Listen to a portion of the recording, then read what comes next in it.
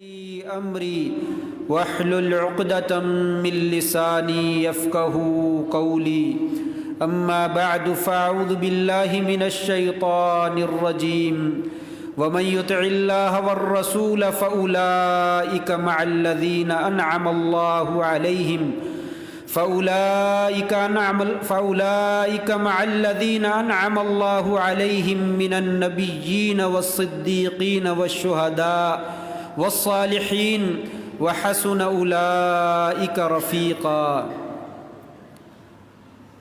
اور جس نے اللہ کی اطاعت کی اور اس کے رسول کی اطاعت کی، یہی لوگ ہیں، ان کو نبیوں کا ساتھ ملے گا، صدیقوں کا ساتھ ملے گا، شہداء کا ساتھ ملے گا اور صالحین کا ساتھ نصیب ہوگا۔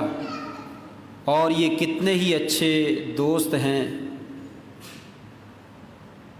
نہایت ہی عزت و احترام کے لائق معزز سامعین، بزرگوں، دوستوں، بھائیوں، اللہ تبارک و تعالیٰ کا یہ بہت ہی بڑا احسان ہے کہ اس نے ہمیں ایسے پیارے، خوبصورت، خوب سیرت، عظیم الشان نبی عطا فرمائے کہ کائنات میں اللہ کے بعد ان کی کوئی نظیر نہیں ہے، ان کی کوئی برابری کرنے والا یا ان کے درجے کو کوئی پہنچنے والا نہیں ہے۔ یہی وجہ ہے کہ اللہ تبارک و تعالیٰ نے انہیں ہر چیز میں نمایاں مقام عطا فرمایا۔ ان کا بچپن دیکھا جائے تو وہ بھی سب سے اعلیٰ ہے، ان کی ولادت کا معاملہ دیکھا جائے تو وہ بھی سب سے نرالا ہے، ان کا لڑکپن ہے، ان کی جوانی ہے، ان کا بڑھاپا ہے، ان کی خلوت و جلوت ہے، ان کی بات بھی اعلیٰ ہے، ان کا کام بھی اعلیٰ ہے، ان کی صفات بھی اعلیٰ ہیں، ان کی ذات بھی اعلیٰ ہیں۔ ان کی زندگی کے کسی بھی گوشے پر نظر ڈالی جائے تو ساری دنیا سے آپ کو عظیم الشان اور نمایاں مقام جو ہے وہ حاصل ہوا ہے۔ بلکہ سب سے بڑھ کر آپ صلی اللہ علیہ وسلم کا جو خوبصورت عمل ہے، جو عظیم الشان اور عالی شان اور بلند عمل ہے، وہ یہ ہے کہ آپ صلی اللہ علیہ وسلم نے انسان کو جس پستی سے اٹھا کر عروج ثریہ کی بلندی تک جو پہنچایا ہے اور اسے جو بلندی عطا کی ہے، اسے جو معراج عطا کیا ہے، اسے انسانیت کا جو درس اور سبق پڑھایا ہے، یہ سب سے اعلیٰ اور سب سے عرفہ اور سب سے عظیم شان مقام ہے کہ انسان جانوروں سے بھی ابتر اور نچلی سطح کی زندگی بسر کر رہا تھا، اسی کو آپ صلی اللہ علیہ وسلم نے ایک بہترین انسان بنایا۔ یعنی انسان کی تعمیر میں ایسا عظیم الشان کارنامہ سر انجام دیا کہ دنیا کے بڑے بڑے راہبر، بڑے بڑے رہنما، بڑے بڑے قائد اور ریفارمر اس طرح کا کام جو ہے وہ سر انجام نہ دے سکے۔ اسی وجہ سے ہمارا بھی اخلاقی اور شرعی اور دینی اور ملی یہ تقاضا بنتا ہے کہ ہم آپ صلی اللہ علیہ وسلم کے ساتھ سب سے بڑھ کر جو ہے وہ محبت کریں۔ یقیناً ہر انسان آپ سے بڑی محبت کرتا ہے اور بڑی محبت کا دعوے دار ہے، لیکن حقیقی محبت کیا ہے اور محبت کا دعویٰ کیا ہے؟ کیا دونوں میں کوئی فرق ہے یا دونوں ایک ہی باتیں ہیں؟ خالی دعویٰ کر لینا کہ مجھے آپ سے بہت زیادہ محبت ہے، یا محبت کے کچھ اصول ہیں، کچھ تقاضے ہیں، انہیں بھی پورا کرنا ہوتا ہے۔ آئیے دونوں باتوں کا جائزہ لیتے ہیں کہ حقیقی اور سچی محبت کیا ہے اور محبت کا اصل تقاضا کیا ہے اور خالی دعویٰ جو ہے وہ کیا ہوتا ہے۔ اس میں تو کوئی شک نہیں کہ آپ صلی اللہ علیہ وسلم کے ساتھ بہت زیادہ محبت کرنی چاہیے، بلکہ سب چیزوں سے بڑھ کر محبت کرنی چاہیے۔ اور صحابہ کرام نے ہمیں ایسے نمونے بھی سامنے رکھ کر جو ہے وہ بتلائے ہیں کہ کس طرح سے جو ہے وہ محبت کی جاتی ہے۔ ہجرت کی رات ہے، ابو بکر صدیق رضی اللہ تعالیٰ عنہ غار ثور میں پہنچتے ہیں تو کہتے ہیں یا رسول اللہ ٹھہر جائیے۔ کہا کیا معاملہ ہے؟ کہتے ہیں پہلے میں اندر جاتا ہوں، مجھے غار میں جا کر دیکھنے دو وہاں پہ کیا چیز ہے، اگر کوئی نقصان دہ چیز ہے تو وہ پہلے مجھے نقصان پہنچائے اور آپ جو ہے وہ صحیح سالم رہیں، آپ محفوظ رہیں۔ چنانچہ پہلے خود اندر جاتے ہیں، صفائی کرتے ہیں اور پھر آپ کو اندر آنے کی جو ہے وہ دعوت دیتے ہیں۔ سفر ہجرت میں کبھی آپ کے آگے چلتے ہیں، کبھی پیچھے چلتے ہیں، کبھی دائیں ہو جاتے ہیں، کبھی بائیں ہو جاتے ہیں۔ ابو بکر کیا کر رہے ہو؟ ایک جگہ پہ چلو، ایک طرف سے چلتے ہیں، کبھی تم آگے جاتے ہو، کبھی پیچھے جاتے ہو، کبھی دائیں ہوتے ہو، کبھی بائیں ہوتے ہو۔ کہا اللہ کے رسول صلی اللہ علیہ وسلم آپ کی حفاظت کی خاطر ایسا کرتے، کہیں دشمن آگے سے نہ آ جائے، کہیں پیچھے سے نہ آ جائے، کہیں دائیں طرف سے نہ آ جائے، کہیں بائیں طرف سے نہ آ جائے۔ مجھے آپ کی جان بڑی پیاری ہے، آپ کے ساتھ شدید محبت ہے، میں اپنی جان قربان کر دوں اور آپ کی جان کی جو ہے وہ حفاظت کرنا چاہتا ہوں۔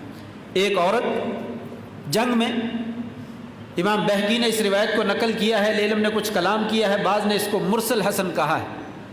تفسیر کی سیرت کی تقریباً سب کتابوں میں یہ واقعہ جو ہے وہ موجود ہے۔ ایک عورت جنگ سے واپسی کے وقت آگے آگے چلی جا رہی اور لوگوں سے پوچھتی چلی جا رہی ہے میرے نبی کا کیا حال ہے؟ لوگ کہتے ہیں اماں تیرا بیٹا شہید ہو گیا۔ کہا انا للہ و انا الیہ راجعون، مجھے بتلائیے میرے پیارے پیغمبر حضرت محمد رسول اللہ صلی اللہ علیہ وسلم ان کا کیا حال ہے؟ کہا اماں آپ کا بھائی بھی شہید ہو گیا۔ کہا انا للہ و انا الیہ راجعون، مجھے بتلائیے میرے نبی کا کیا حال ہے؟ کہا اماں آپ کا شوہر بھی شہید ہو گیا۔ کہا انا للہ و انا الیہ راجعون، مجھے یہی بتلائیے کہ میرے رسول کی کیا کیفیت ہے، کیا حالت ہے؟ کہا اماں آپ کا والد بھی شہید ہو گیا۔ کہا انا للہ و انا الیہ راجعون، مجھے پہلے یہ بتلائیے میرے نبی کی کیا حالت ہے، جب تک میں آپ کو صحیح سالم نہیں دیکھ لیتی مجھے چین نہیں آتا۔ تو کسی نے کہا اماں وہ آپ کے آگے آگے نبی کریم صلی اللہ علیہ وسلم تشریف لا رہے ہیں، آپ کو دیکھا تو جا کر کہنے لگی اے اللہ کے رسول صلی اللہ علیہ وسلم کل مصیبت بعدک جلل یا کل مصیبت بعدک تہون، اے اللہ کے رسول صلی اللہ علیہ وسلم آپ کو دیکھ جانے لینے کے بعد دنیا کی کوئی مصیبت جو ہے وہ مصیبت نہیں رہی، کوئی رنج جو ہے وہ رنج نہیں رہا، کوئی غم جو ہے وہ غم نہیں رہا۔ اس قدر صحابہ کرام نے شدت کے ساتھ محبت کر کے ہمیں دکھلایا ہے اور ہمیں بتلایا ہے کہ آپ سے محبت ہونی چاہیے، اور ہم ہر مسلمان ہی یہ چاہتے ہیں کہ آپ سے محبت ہونی چاہیے، اور دعویٰ بھی ہم کر لیتے ہیں اس لیے کہ محبت بڑا عظیم الشان عمل ہے۔ یہ اگر یوں کہا جائے کہ ایمان کی اصل اور اساس یہی محبت ہی ہے تو اس میں کوئی مبالغہ نہیں ہے۔ ایمان اسی بنیاد کے اوپر کھڑا ہوتا ہے۔ اگر آپ کے ساتھ محبت ہے تو انسان کا ایمان بلند ہوتا ہے اور بڑھتا چلا جاتا ہے، اگر آپ کے ساتھ محبت نہیں ہے تو ایمان کا پودا وہاں پہ پیدا ہی نہیں ہوتا، وہاں پہ وہ کھڑا ہی نہیں ہوتا۔ اور یہ بھی کہا جائے کہ اگر آپ صلی اللہ علیہ وسلم کی محبت تمام عبادتوں کا خلاصہ ہے، تمام عبادتوں کا نچوڑ ہے کہ ہر عمل سے آپ کی محبت ٹپکتی ہے، ہر عمل سے آپ کی محبت جو ہے وہ ملتی ہے، تو اس میں بھی کوئی مبالغہ نہیں۔ ایمان کی اساس بھی یہی ہے کہ آپ سے محبت کی جائے، اور ہر عمل کا نتیجہ اور ثمرہ بھی یہی ہے کہ آپ صلی اللہ علیہ وسلم کے ساتھ سچی محبت کی جائے۔ یہی وجہ ہے کہ آپ صلی اللہ علیہ وسلم فرماتے ہیں ثلاث من کن فیہ وجد بہن حلاوت الایمان، ثلاث من کن فیہ وجد بہن حلاوت الایمان، لوگوں جن میں تین خصلتیں یا تین وصف پائے جائیں اسے اللہ تبارک و تعالی ایمان کی حلاوت، ایمان کی مٹھاس اور ایمان کی لذت نصیب فرما دیتے ہیں۔ کون سی ایمان کی لذت، کون سا ایمان کا مزہ، شاید جو ہمیں کبھی نہیں ملا، ہمیں جو ہے وہ کبھی نہیں ملا۔ ایمان کی حلاوت اور مٹھاس اور مزہ کیا ہوتا ہے وہ بلال سے پوچھیے، وہ صحابہ کرام سے پوچھیے، صہیب رومی سے پوچھیے، سلمان فارسی سے پوچھیے، عبداللہ بن حذافہ سے پوچھیے، دوسرے صحابہ کرام سے پوچھیے کہ ایمان کی حلاوت کیا ہوتی ہے۔ गर्म पत्थरों के ऊपर, गर्म कोयलों के ऊपर, गर्म रेत के ऊपर जब लिटाकर उनको घसीटा जाता था और फिर भी वो नबी का नाम लेते थे।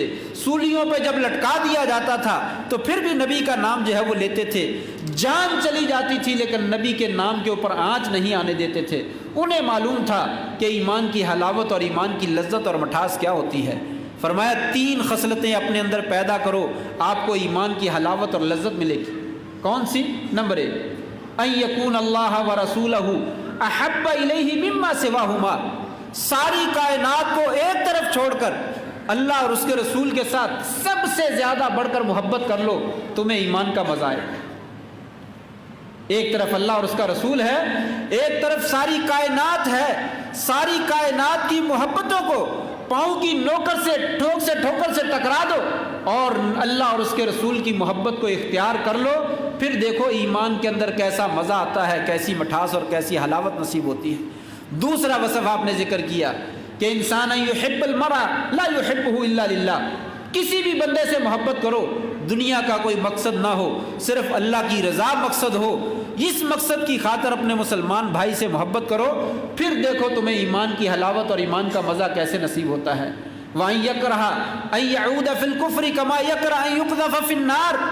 ज़माना जाहलियत और काफरों वाले अमल को इंसान उसी तरह नापसंद करे जैसे आग में जाने को नापसंद करता है। कोई आदमी आग में जाना पसंद नहीं करता, इसी तरह कुफर के, जहालत के, यहूदियों और ईसाइयों के, अंग्रेज़ों के कामों को इंसान नफ़रत की निगाह से देखे, उस बंदे को ईमान की हलावत और ईमान का मज़ा नसीब होता है। ये ईमान की असास है। अल्लाह की मोहब्बत, उसके रसूल की मोहब्बत, ये ईमान की हलावत की ये असास है, ये असल उसूल है। इसी की बेस के ऊपर जो है इंसान का ईमान जो है वो तामीर होता है, इसी के ऊपर इंसान का इस्लाम जो है वो तामीर होता है। एक और हदीस में एक बदवी सहाबी आप सल्लम के पास आता है, कहता है अल्लाह के रसूल सल्लल्लाहु अलैहि वसल्लम मुझे बतलाइए क़यामत कब आएगी, मतस्सा काल माज़ा अदत लहा, कितनी तैयारी कर रखी है। सवाल किया है, आपको सवाल की अहमियत का इल्म भी है, क़यामत के लिए तूने कितनी तैयारी की है। कहने लगा अल्लाह के रसूल सल्लल्लाहु अलैहि वसल्लम कोई ज़्यादा नमाजें तो नहीं पढ़ी, ज़्यादा रोज़े तो नहीं रखे, ज़्यादा सदका खैरात तो नहीं करता, फ़र्ज़ी पूरे कर लेता हूँ बड़ी मुश्किल से, नफली रह रू जाते हैं, लेकिन इतना अमल मेरे पास ज़रूर मौजूद है। इन्नी उहिब्बुल्लाह व रसूल, मैं अल्लाह से मोहब्बत करता हूँ और उसके रसूल से मोहब्बत करता हूँ। आप सल्लल्लाहु अलैहि वसल्लम फरमाते हैं अंत मअ मन अहबब, अंत मअ मन अहबब। जाओ फिर कल क़यामत के दिन अल्लाह साथ भी तुम्हें उन्हीं का नसीब करेंगे जिनके साथ तुम मोहब्बत करते हो, तुझे साथ भी उन्हीं का मिलेगा जिनके साथ तुम मोहब्बत करते हो। अगर सच्ची मोहब्बत है, अगर सच्ची मोहब्बत है, ये ईमान की असास है, ये इबादतों का खुलासा है, ये निचोड़ और मगज़ है। तमाम इबादतों से करने के बाद भी इंसान को अगर अल्लाह के रसूल की मोहब्बत हासिल नहीं हुई तो कुछ भी हासिल नहीं हुआ। ईमान लेने के बाद भी मोहब्बत नहीं मिली तो कुछ नहीं मिला है। मोहब्बत मिलेगी तो ईमान मिलेगा और ईमान मिलने के बाद मोहब्बत मिलेगी तो ईमान जो है वो कामिल होगा। कहा लोगों ये तमाम इबादात का खुलासा और निचोड़ है। ये मोहब्बत किसी के नज़दीक इसमें कोई निज़ा नहीं, किसी के नज़दीक इसमें कोई इख्तिलाफ नहीं। कोई मुसलमान शर्क़ का हो या गरब का, शमाल का हो या जनूब का, काला हो या गोरा, हम किसी भी मज़हब से ताल्लुक़ रखता हो, अल्लाह के रसूल सल्लल्लाहु अलैहि वसल्लम से मज़हब के मामले में किसी किस्म का कोई इख्तिलाफ़ नहीं करता, बल्कि हर एक से बढ़कर दावा करता है कि मैं ज़्यादा मोहब्बत करता हूँ। आइए देखते हैं इस मोहब्बत का कोई तकाज़ा भी है, इस मोहब्बत का कोई उसूल भी है कि खाली दावा करने से इंसान की मोहब्बत जो है वो कायम और दायम हो जाएगी। नहीं, ऐसा नहीं है, बल्कि इसके कुछ तकाज़े हैं, इसके कुछ उसूल हैं। आप सल्लल्लाहु अलैहि वसल्लम के साथ सच्ची मोहब्बत क्या है? अगर आपने किसी से ये कहा है फ़लाँ किस्म का लिबास पहनो तो मैं उस बंदे से मोहब्बत करूँगा, वो लिबास पहन। फ़लाँ जगह पे जाकर तुम बैठा करो, मैं उस जगह पे बैठने को पसंद करता हूँ, मोहब्बत हो जाएगी। अगर तुम फ़लाँ खाना खाया करो, मैं फ़लाँ खाने से मोहब्बत करता हूँ, यकीनन वो खाना खाने से मोहब्बत हो जाएगी। कोई भी अमल आपने अगर बतलाया है उस तरह का किया जाए तो यकीनन उससे मोहब्बत होनी चाहिए। हज़रत हमज़ा रज़ी अल्लाह ताला अन्हु आप खूब जानते हैं, एक दिन अबू जहल ने नबी करीम सल्लल्लाहु अलैहि वसल्लम को तकलीफ़ थी, ستایا، پریشان کیا، گالیاں دی، مارا۔ آپ پریشانی کے عالم میں گھر چلے گئے۔ حمزہ کو کسی نے بتلایا، سیدھے ابو جہل کے گھر میں گئے، کمان ہاتھ میں پڑی تھی، کمان سر پہ دے ماری، اور واپس آئے اور کہا بھتیجے خوش ہو جاؤ، میں ابو جہل سے آپ کا بدلہ لے کر آ گیا۔ قربان جائیے آمنہ کے لال حضرت محمد رسول اللہ صلی اللہ علیہ وسلم نے فرمایا چچا میں کبھی بدلوں سے خوش نہیں ہوا کرتا، اگر بدلے لینے ہوتے تو ایک ہی دفعہ آسمان کی طرف نگاہ اٹھاتا، یا اللہ ان کو ہلاک کر دے، یہ سارے کے سارے تباہ و برباد ہو جاتے، ان میں کوئی بھی نہ بچتا۔ میں بدلے لینے سے خوش نہیں ہوا کرتا، میں خوش ہوتا ہوں تو کس سے خوش ہوتا ہوں؟ اے چچا کس سے خوش ہوتے ہیں آپ؟ چچا میں ایمان سے خوش ہوتا ہوں، کفر کو چھوڑنے پہ خوش ہوتا ہوں، کفر کو چھوڑ دو۔ کہا بھتیجے لو پھر سن لو، میں بھی اشہد ان لا الہ الا اللہ و اشہد ان محمد رسول اللہ کا اعلان کرتا ہوں۔ آپ کا چہرہ دمکنے لگا، خوشی سے چمکنے لگا۔ تو پہلی محبت کا تقاضا یہ ہے کہ نبی ایمان کو پسند کرتے ہیں، کفر کو جو ہے وہ ناپسند کرتے ہیں۔ اسی کی خاطر اپنے ساری زندگی جوکھوں میں ڈال دی اور ساری زندگی مصیبت اور پریشانی اور آزمائشوں میں گزار دی۔ اللہ کو کہنا پڑا فَلَعَلَّكَ بَاخِعٌ نَفْسَكَ عَلَىٰ آثَارِهِمْ إِن لَّمْ يُؤْمِنُوا بِهَٰذَا الْحَدِيثِ آسَفًا۔ اے نبی آپ اپنے آپ کو ہلاک کر ڈالیں گے، اگر یہ نہیں ایمان لاتے تو نہ صحیح چھوڑ دیجئے۔ لیکن نبی نے اپنا تن من دھن سب کچھ قربان کر کے نہ صبح دیکھا، نہ شام دیکھی، نہ دوپہر دیکھی، نہ سردی دیکھی، نہ گرمی دیکھی، نہ بازار دیکھا، نہ گلی، نہ قبرستان دیکھا، نہ مسجد، نہ اپنا گھر دیکھا، نہ بیگانے کا گھر دیکھا۔ جا کر قولوا لا الہ الا اللہ، قولوا لا الہ الا اللہ، لوگوں کلمہ پڑھ لو، کلمہ پڑھنے سے تم جہنم کی آگ سے بچ جاؤ گے۔ یہودی کے گھر میں چلے گئے، بیٹا نزع کی حالت میں ہے، کہا بیٹا کلمہ پڑھ لو تم جہنم کی آگ سے بچ جاؤ گے۔ بیٹے نے اپنے باپ کی جانب دیکھا تو اس نے کہا آتے ابو القاسم، یہ بہت اچھی ہستی ہیں، مان لو ان کی بات ماننے میں کوئی حرج نہیں۔ بچے نے کلمہ پڑھا، آپ کا چہرہ دمکنے لگا، آپ کا چہرہ روشنی سے چمک اٹھا اور کہا الحمدللہ الذی انقذہ من النار، مجھے اللہ کا شکر ہے جس نے میری وجہ سے اس بچے کو جہنم کی آگ سے جو ہے وہ بچا لیا۔ آپ ایمان کو پسند کرتے تھے، کفر کو پسند نہیں کرتے تھے۔ یقینی بات ہے کہ ایمان والوں سے پھر محبت بھی کرتے تھے اور کفر والوں سے آپ قطعاً جو ہے وہ محبت نہیں کرتے تھے۔ دوسرا تقاضا ایمان کا کیا ہے؟ وہ یہ ہے کہ آپ صلی اللہ علیہ وسلم کی جو بات ہے، آپ صلی اللہ علیہ وسلم کا جو کہا ہے اس کے مطابق عمل کیا جائے۔ آپ کے ساتھ محبت کے بڑے انداز ہیں، سارے پورے کر لیے جائیں ٹھیک ہے، وہ بھی محبت ہو سکتی ہے، لیکن اصل محبت کا تقاضا آپ صلی اللہ علیہ وسلم نے جس بات کا حکم دیا ہے اس کے لیے اپنی جان کا نذرانہ پیش کرتے۔ حضرت عبد الرحمن ابن ابی قرات رضی اللہ تعالیٰ کی ایک حدیث ہے، ایک دفعہ نبی کریم صلی اللہ علیہ وسلم نے وضو فرمایا، صحابہ کرام ٹوٹ پڑے، آپ کے وضو کا پانی نیچے نہیں گرنے دیا اور اس کے نیچے جا کر اپنے ہاتھ کر کے اس کو اپنے جسموں پہ ملنے لگے، اپنی شیشیوں میں محفوظ کرنے لگے۔ آپ صلی اللہ علیہ وسلم نے بڑے تعجب سے دیکھا اور کہا میرے صحابہ یہ کیا کر رہے ہو، یہ کیا عمل ہے؟ کہا اللہ کے رسول آپ کے پانی کو تبرک سمجھتے ہیں، اسے جسم پہ لگا لیتے ہیں، اس سے شفا ملتی ہے، اس سے برکت ملتی ہے، ہمیں بڑی خوشی اور آپ سے شدید محبت ہے، اپنی محبت کا بھی اظہار کر دیتے ہیں۔ قربان جائیے اس سے بڑھ کر اور محبت کیا ہو سکتی ہے؟ اس سے بڑھ کر اور محبت کیا ہو سکتی ہے کہ آپ کے وضو کا پانی بھی نیچے نہیں گرنا دیا جا رہا اور اسے اٹھا کر جو ہے وہ اپنے جسم پہ مل لیا جاتا ہے۔ لیکن آپ صلی اللہ علیہ وسلم نے جو الفاظ ارشاد فرمائے وہ اپنا نصب العین بنانے کی ضرورت ہے۔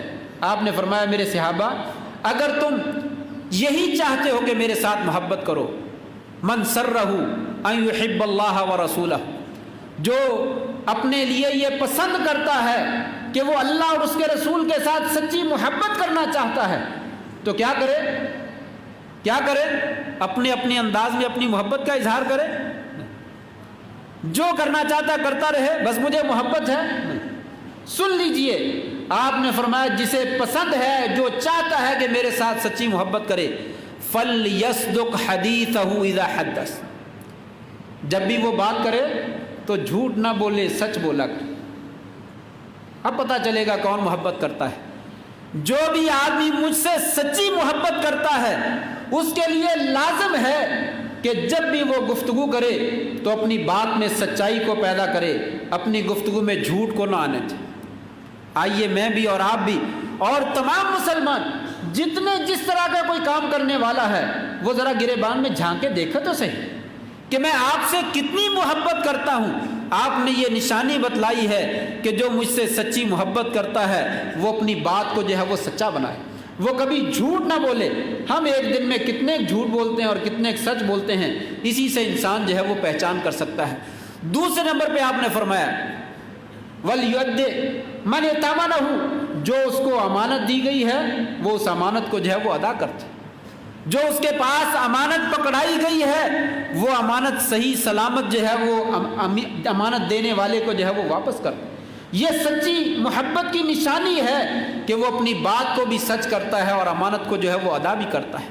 تیسرے نمبر پہ آپ نے فرمایا وَلْيُحْسِنْ جِوَارَ مَنْ جَاوَرَهُ، وَلْيُحْسِنْ جِوَارَ مَنْ جَاوَرَهُ، اپنے پڑوسی کے ساتھ اچھا سلوک کرو، اپنے پڑوسی کے ساتھ اچھا سلوک کرو۔ جو مجھ سے سچی محبت کرنا چاہتا ہے یہ اس کی نشانی۔ دراصل آپ نے یہ 2-3 باتیں ذکر کر کے پورے دین کو جمع کر دیا۔ لوگوں جو کچھ میں نے کہا ہے اس کے مطابق عمل کر کے دکھاؤ، پھر پتہ چلے گا تم سچی محبت کرتے ہو یا نہیں کرتے۔ پانی کو اٹھا لینا یہ عقیدت کا اظہار ضرور ہو سکتا ہے، محبت کا اظہار ضرور ہو سکتا ہے۔ آپ کا پسینہ کستوری کے لیے اپنی شیشیوں میں محفوظ کر لینا یقیناً یہ بھی محبت اور عقیدت کا اظہار ہو سکتا ہے۔ لیکن آپ نے گویا کہ یوں فرمایا لوگوں اگر تم واقعہ ہی مجھ سے سچی محبت کرتے ہو تو جو میں نے کہا ہے وہ میری بات مان کے تو دکھاؤ، جس طریقے سے میرے صحابہ نے مان کر دکھائے۔ شراب کا حکم نازل ہوا تو کسی نے اعلان کیا لوگوں ہمارے نبی نے اعلان کر دیا ہے کہ آج کے بعد شراب حرام ہو گئی ہے۔ صحابہ کرام نے جگ آب خورے اور جام خورے اپنے گلاس وہ اپنے ہاتھوں میں شراب کے پکڑے ہوئے ہیں، کچھ گھونٹ پڑ چکے ہیں، کچھ بھرنے والے ہیں، کوئی اپنے حلق میں اتار رہا ہے۔ جیسے ہی کانوں میں آواز ٹکراتی ہے کہ محبوب کا حکم آ گیا ہے، شراب حرام ہو گئی ہے، اپنے منہ سے پیالہ نیچے اتار دیا اور اسے نیچے انڈیل دیا۔ اسے منہ کی طرف بھی انڈیلنا چاہتا تو انڈیل لیتا کہ کوئی بات نہیں، کوئی بات نہیں، ابھی تو حکم آ رہا ہے نا، باہر نکلیں گے اور ان کو کہیں گے ہم نے ختم کر دیا، اب نہیں، یا کل کو نہیں پئیں گے، کوئی مسئلہ نہیں۔ منہ سے لگا ہوا جام نیچے اتار دیا اور نیچے اتار کر اس کے انڈیل دیا۔ مٹکوں میں پڑی ہوئی شراب مٹکوں کو توڑ دیا اور گلی کے اندر جو ہے وہ بہا دیا۔ کہا محبوب کا حکم آ جائے اور اس کی تعمیل میں دیر ہو جائے تو یہ محبت نہیں ہو سکتی، یہ آپ وسلم کے ساتھ سچی محبت نہیں ہو سکتی۔ ایک آدمی نماز پڑھ کے قباء مسجد میں پہنچا، لوگ مسجد میں نماز پڑھ رہے تھے، ایک رکعت ادا کر چکے تھے اور شام کی طرف منہ کر رکھا تھا۔ اس نے اعلان کیا لوگوں میں مدینہ سے آ رہا ہوں، نبی کریم صلی اللہ علیہ وسلم پر وحی نازل ہوئی ہے کہ ہمارا قبلہ شام نہیں، بیت المقدس نہیں بلکہ بیت اللہ بنا دیا گیا ہے۔ صحابہ کرام نے کہا اب آدھی نماز کا کیا کریں، پڑھ لیں، اگلی نماز ادھر کو منہ کر کے پڑھیں گے؟ کہا نہیں، نماز کی حالت میں اپنا رخ ادھر کو چینج لیا، نماز کی حالت میں اپنا رخ چینج کر لیا کہ آپ کا حکم آ جانے کے بعد ایک لمحے کی بھی جو تاخیر جو ہے وہ نہیں ہونی چاہیے۔ اسی وقت نماز کی حالت میں اپنا رخ پھیرا اور قبلے کی طرف جو ہے وہ منہ کر کے نماز پڑھی۔ ایک دفعہ نماز کی حالت میں آپ جماعت کروا رہے تھے، جوتے پہنے ہوئے تھے اور صحابہ کرام نے بھی جوتے پہنے ہوئے تھے۔ نماز کی حالت میں آپ نے جوتے اتار دیے، صحابہ کرام نے بھی اتار دیے۔ نماز کے بعد پوچھا میرے صحابہ میرے پاس تو جبریل وحی لے کر آئے تھے کہ اللہ کے رسول آپ کے جوتوں میں گندگی لگی ہوئی ہے تو میں نے گندگی کی وجہ سے جوتے اتار دیے، تمہارے جوتوں میں تو گندگی نہیں لگی تھی، تم نے کیوں اتار دیے؟ کہا محبوب ہم نے تو آپ کا عمل دیکھا ہے، ہم نے تو آپ کا اشارہ دیکھا ہے، آپ کی حرکت کو دیکھا ہے، آپ کے کام کو دیکھا ہے، جو کام آپ نے کیا ہو ہم نہ کریں یہ کیسے ہو سکتا ہے؟ اسی وقت جو ہے وہ ہم نے آپ کو دیکھ کر کے آپ نے جوتے اتار دیے، ہم نے بھی اتار دیے۔ یہ ہے صحیح محبت، یہ ہے اصلی محبت کہ جہاں پہ آپ کا حکم آ جائے، آپ کا آرڈر آ جائے، اس سے ایک لمحے کی بھی تاخیر نہ ہو اور آگے پیچھے معاملہ نہ ہو، اور اس کے اوپر انسان سر تسلیم خم کر دے، مصور کھینچ وہ نقشہ جس میں یہ صفائی ہو، ادھر فرمان محمد ہو، ادھر گردن جھکائی ہو۔ باتیں تو بہت زیادہ ہیں، ایک آخری بات ذکر کر اپنی بات ختم کرتا ہوں۔ تیسرا تقاضا یہ ہے، محبت کا اصلی اور تیسرا تقاضا جو ہے وہ یہ ہے کہ اے لوگوں جو مشن میں لے کر آیا ہوں، جو دین میں لے کر آیا ہوں، میری عزت کے لیے، میری ناموس کے لیے، میری ذات کے لیے اور میرے دین کے لیے اپنا تن من دھن قربان کر دیجیے، اپنا مال، اپنی عزت، اپنا سب کچھ جو ہے وہ قربان کر دیجئے۔ اگر تم نے یہ قربان کر دیا تو پھر واقعی صحیح معنوں میں میرے ساتھ جو ہے وہ محبت کرنے والے ہو۔ غزوہ احد کا واقعہ ہمارے سامنے ہے، دشمن نے خبر نشر کر دی، نعوذ باللہ من ذالک، نبی کریم صلی اللہ علیہ وسلم کو شہید کر دیا گیا ہے۔ صحابہ کرام میں بددلی پھیل گئی، کوئی کدھر کو منہ اڑتا ہے، بھاگا جا رہا ہے، چلا جا رہا ہے، سب صحابہ کرام پریشان ہیں۔ حضرت انس ابن نضر رضی اللہ تعالیٰ عنہ آواز دیتے ہیں، لوگوں کیا ہو گیا ہے، کدھر جا رہے ہو؟ کہا نبی کریم صلی اللہ علیہ وسلم کو تو شہید کر دیا گیا، اب یہاں پہ لڑائی کا کیا فائدہ ہے؟ کہنے لگے لڑائی کا فائدہ، موتو الا ما مات علیہ رسول اللہ صلی اللہ علیہ وسلم، لوگوں اگر آپ کو شہید کر دیا گیا ہے، جس مشن کی خاطر آپ نے جان کا نذرانہ پیش کر دیا، اسی مشن کی خاطر تم بھی جانیں قربان کر دو، اس دین کی خاطر تم بھی اپنی جانیں اللہ کے حوالے کر دو۔ اگر واقعی شہید ہو گئے ہیں تو آپ کے دین کے لیے تم بھی شہادت کو قبول کر لو، آؤ بڑھو آگے اور لڑو، اسی رستے میں تم بھی جانوں کا نذرانہ جو ہے وہ پیش کر دو۔ چنانچہ تاریخ میں ملتا ہے وہ بھی میدان میں آگے بڑھے اور لڑتے لڑتے اللہ کے راستے میں حقیق بالآخر جو ہے وہ جان کا نذرانہ پیش کر دی۔ ثابت ابن دحدار رضی اللہ تعالیٰ عنہ اسی جنگ میں انہوں نے بھی کہا لوگوں کیا ہو گیا ہے، محمد الرسول اللہ صلی اللہ علیہ وسلم شہید ہو گئے، فإن اللہ حی لا یموت، اللہ زندہ ہے اور وہ کبھی فوت نہیں ہوگا، محمد صلی اللہ علیہ وسلم اسی کا دین لے کر آئے، اسی دین کے لیے تم بھی لڑتے لڑتے جو ہے وہ شہید ہو جاؤ۔ تو یہ دین کا دفاع کرنا، آپ کی عزت کا دفاع کرنا، آپ کی شان و شوکت کا دفاع کرنا۔ ایک نابینا آدمی اس کی ایک لونڈی تھی، وہ آپ صلی اللہ علیہ وسلم کی شان میں گستاخی کرتی تھی، بہت زیادہ بکواس کرتی تھی۔ تو اس نابینے آدمی نے اس سے کہا کہ تم ایسا نہ کیا کرو، یہ کام درست نہیں ہے، اچھا نہیں ہے، سمجھایا، وہ نہ باز آئی، پھر دوبارہ تیسری مرتبہ، چوتھی مرتبہ، جب اس نے دیکھا یہ باز نہیں آتی، ایک کدال پکڑی، اس کے پیٹ میں رکھی اور زور سے دبا دیا اور اسے ہلاک کر دیا۔ صبح کو خبر نشر ہو گئی کہ ایک لونڈی جو ہے وہ قتل ہو گئی ہے۔ آپ صلی اللہ علیہ وسلم نے بلا بھیجا صحابہ کرام، کس نے قتل کیا؟ نبینا آدمی گرتا پڑتا جو ہے وہ آگے بڑھا اور کہنے لگا یا رسول اللہ میں نے قتل کیا ہے۔ کہا کیوں؟ کہا یا رسول اللہ یہ میری لونڈی ہے، میں اس سے محبت کرتا ہوں، میرے اس سے دو ہیرے جیسے بیٹے ہیں، میں اپنے بیٹوں سے بھی محبت کرتا ہوں اور اس عورت سے بھی محبت کرتا ہوں، لیکن یہ آپ صلی اللہ علیہ وسلم کی شان میں گستاخی کرتی تھی، آپ کے بارے میں برا بولتی تھی، میں نے اسے ایک دفعہ، دو دفعہ، تین دفعہ منع کیا لیکن یہ باز نہیں آئی، جب یہ باز نہیں آئی تو میں نے اسے ہلاک کر دیا۔ آپ صلی اللہ علیہ وسلم نے جب یہ بات سنی تو آپ نے فرمایا گو الا فاشہدوا ان دمہا ہدر، لوگوں گواہ ہو جاؤ، اس کا خون رائے گا ہے، بیکار ہے، اس کا بدلہ نہیں لیا جائے گا، یہ اسی بات کی مستحق تھی کہ اسے قتل کر دیا جائے، یہ اسی بات کی مستحق تھی کہ اسے زندگی سے محروم کر دیا جاتا۔ آپ صلی اللہ علیہ وسلم کی شان کی عظمت کے خلاف، آپ کی رفت کے خلاف، آپ کی عزت کے خلاف، آپ کی بلندی کے خلاف جو زبان حرکت کرتی ہے اس زبان کو باہر پھینک ڈالنا یہ محبت کی نشانی ہے۔ اس بندے کو دنیا میں جینے کا حق دینے سے جینے کا حق نہ دینا یہ آپ سے محبت کی نشانی ہے۔ آج دنیا میں، آخرت میں تو ہمارے محبت کا امتحان ہوگا ہی ہوگا، دنیا کے لوگ بھی ہماری محبت کا امتحان لیتے ہیں۔ لوگوں تم سے کتنی محبت ہے، تمہیں نبی سے کتنی محبت ہے، آپ کے خاکے اور آپ کے کارٹون بنا کر جو ہے وہ شائع کیے جاتے ہیں۔ سب سے زیادہ دکھ اور افسوس اس بات پہ ہوتا ہے ہمارے راہبر، ہمارے رہنما، ہمارے بڑے اور ہمارے قائدین، امت مسلمہ کے حکمرانان وہ کہاں سوئے ہوئے ہیں، وہ کیوں نہیں ایکشن لیتے، وہ دو کلمے زبان سے کیوں نہیں نکالتے؟ ان لوگوں کے اگر خاکے بنا کر جتنے بھی حکمران ہیں، کوئی امریکہ کا ہے، کوئی چائنا کا ہے، کوئی کسی مسلم علاقے کا ہے، کوئی غیر مسلم علاقے کا، ان کے خاکے بنا کر، کارٹون بنا کر دیواروں پہ آویزاں کیے جائیں، پارلیمنٹ کی دیواروں پہ لگائے جائیں تو کیا دیکھا جائے ان کی صحت پہ بھی کوئی اثر پڑتا ہے یا نہیں پڑتا؟ آج نبی کریم صلی اللہ علیہ وسلم کی توہین کی جاتی ہے لیکن کسی مسلمان حکمران سے شاذ و نادر الا ماشاء اللہ جس کو اللہ نے توفیق دی کسی کی ہمت ہی نہیں کوئی بات کر سکے۔